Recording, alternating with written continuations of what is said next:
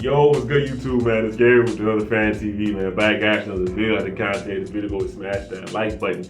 At the content of this channel, go and subscribe, man. Look, the Ravens just finished up their last preseason game of this season, right? They lose to the Green Bay Packers 30-7. The Ravens finished the preseason 1-2. So another losing record for the Ravens in the preseason, right? After coming off of very very strong preseason, years prior, right? But to me and to most Ravens fans, winning or losing the preseason really doesn't matter. It's about the players, it's about the guys and how they play out there, right? So we're gonna talk about it. Some standout performer, some notable guys, and then some overall concerns I had watching the game. Okay, all right. Standout player, I'm just gonna give it to one guy, right? It's the last game of the preseason, right? So it's not like a bunch of guys played a whole lot of snaps here and there, right? So, but a guy that was in there for a lot of the game, and I believe that was all over the field, is undrafted safety Bo Braid, right? Bo Braid really could have got standout performer last week as well, but this week I really think he took up to another level. Okay, so we're talking about 8 tackles, 7 solos, and a TFL. On that particular TFL, I believe that's the one where first quarter he comes downhill, he flips the running back on his head, literally, right? Like goes low, look, running back tries to double, he flips him on his head. So Bo Braid is a guy that he has a legitimate shot to make this team, right? That's where we're at when we're talking about these kind of conversations, right? What are guys doing to help themselves make the roster, right? Because cut downs is now that's now here. It's now going to be a real thing. The Ravens got to get to 53, right? The next time you see the Ravens play, Lamar Jackson will be suiting up, Derrick Henry will be suiting up, and they're going to be playing the Kansas City Chiefs, right? So we got to decide who are these guys at the back end of the roster that's going to be on the team to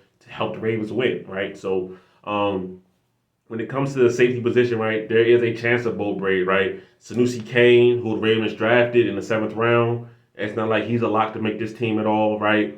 Eddie Jackson, I think he will make the team, but Bo Braid could be a guy that's in that mix there, right? So he has done everything as far as special teams, playing well on defense, staying out in training camp to be able to make this roster, right? So to me, Bo Braid was the standout performer, right? So now I want to talk about some guys who were notables from the game, right? And to get real quick on them, right? Number one, once again, was Trenton Simpson, right? For whatever reason, the Ravens decided to play Trenton Simpson midway through the third quarter, all the way up till he caught an interception. He ended the game about 5 tackles, 3 solos, and the interception I'm talking about, right?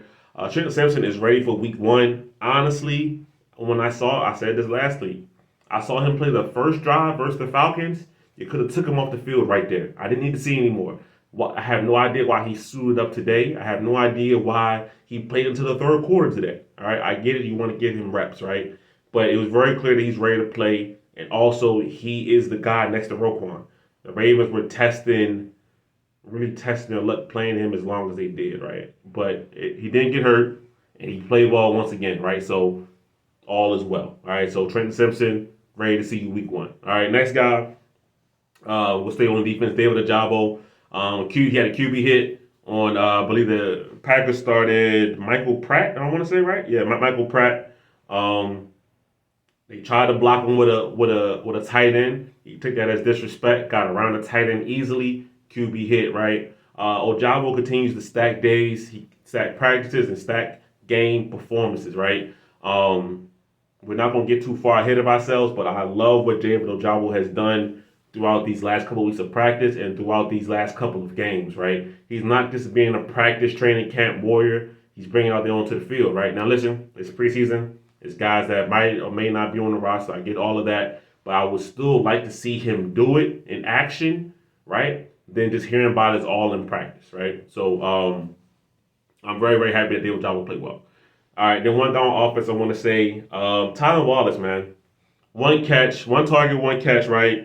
I believe it was only target. Yeah, one target, one catch, 48-yard touchdown. Okay. Last week, Josh Johnson hit him over the middle, kind of similar to this one, and he got stopped near the goal line. I think it went around like 3 yard line, something like that. This time, Josh Johnson hits him right in the chest. Boom. Tylan Wallace takes off 48-yard touchdown. All right, and this is notable because there is a slight question mark on where Tylan Wallace will make this team. To me, I thought he was always one of the guys that was going to be a lock, especially when you consider his special teams ability.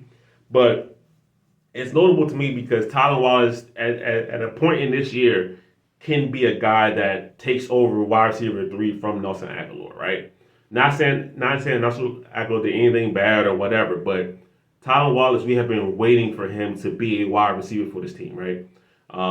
Maybe this is the year that finally happens, right? Now that doesn't mean he's going to go crazy about no.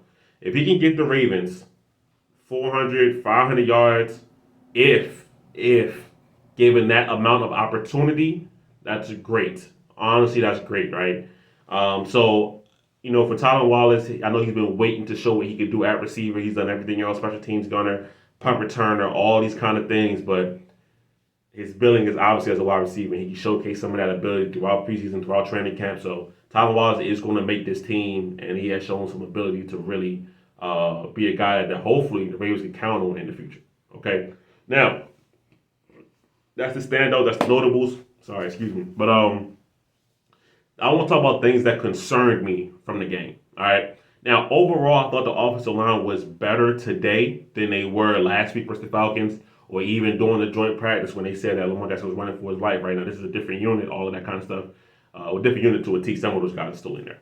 But I will say this: the lack of push in the run game when you got guys like Falele out there, Voorhees, Rosengarten, three guys that could potentially be starting week one.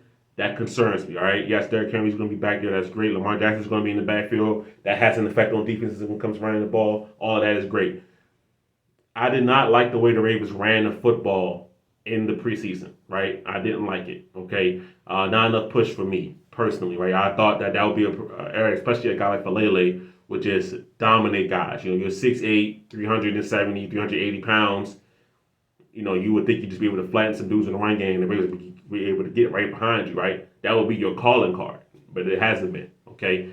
The Ravens have been more up and down in that area, all right? So, when I look at the guys today, so Collier had 13 carries, 42 yards, 3.2 yards a carry. Josh Kelly had one good run today for 15 yards, but he had 8 carries for 31 yards, right? You take out that one carry for 15 yards, we're talking about 7 carries for 16 yards, okay?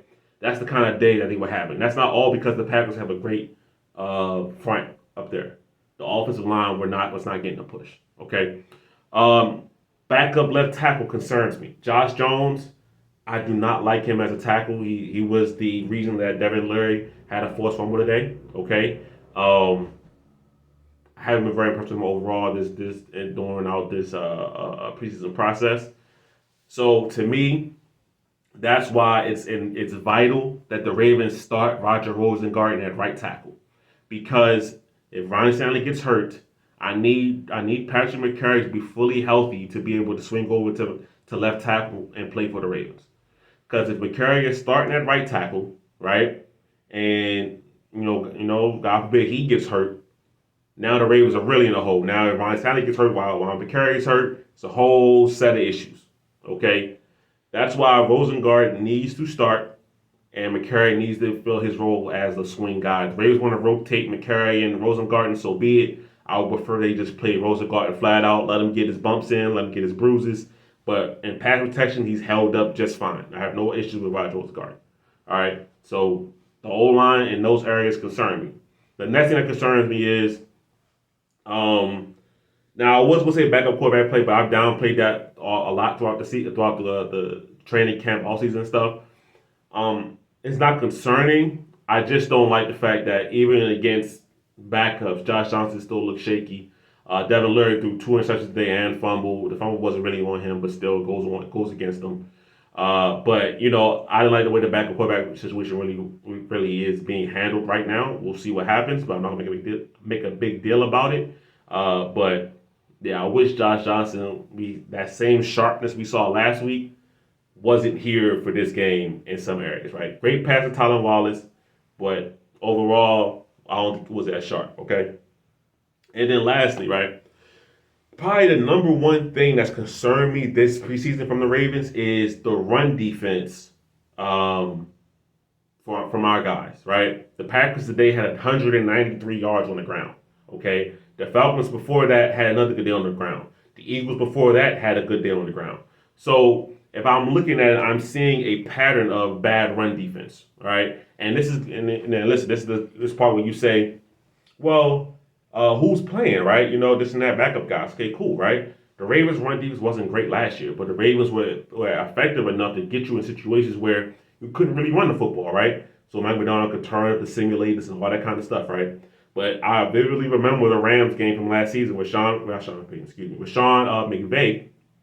called, well, it had to be 8 run plays in a row to get the Rams down to the goal line, only for them to throw the ball 3 times and then settle for a field goal, right? Strange, but that's what happened, all right? But the Ravens' run defense this preseason hasn't been good, like at all, okay? Does that get fixed week 1? We'll see. They go against Patrick Mahomes. They go against Isaiah Pacheco. Chiefs have a good offensive line. They just paid their center, Creed Humphrey, one of the best guys in the league, right? They have a good, like I said, they have a good O-line. Do the Chiefs exploit that? That's a concern for me. All right. So yeah, those are my major takeaways from the game and what I'm concerned with. And then lastly, I just want to talk about some injuries real quick. Backup center, Nick Samac, right? He got caught off the field. I didn't see what they said his injury was. Unfortunate for him because he started to play well. And if McCary is truly not going to be a swing guy, he actually might start. Who knows? Ravens need a guy like Samac who could be a backup center, right? Cleveland is still on the roster, guys like that. But, you want to have as many options as you possibly can, okay? So, we don't know what his injury is, but if you got carried off, it's usually not good. All right. On right, a guy who was, in my eyes, pretty much a shoo-in for the Ravens' number 3 running back. He leads the preseason game with a broken foot. All right. John Harbaugh confirmed that. They say he has a hairline fracture in his foot. So usually that's going to be a month and a half, maybe longer, but on right. But, the Ravens cutdown is happening right now. So now the Ravens need a third running back, all right? Because Rasheen Ali, throughout this process, hasn't really impressed. He's been injured on and off. When he got to play, it wasn't all that great, right? Until Keaton Mitchell comes back, that's a question mark for the Ravens, right? What do they do there? All right, so and come in 2 weeks' time, all of this could be very silly. The Ravens beat the Chiefs, and the Ravens play well enough that, it's a good game, whatever, and all concerns are alleviated slightly. But I would say that the Ravens have a lot of questions heading into the season, okay? Between O-line play, between run defense.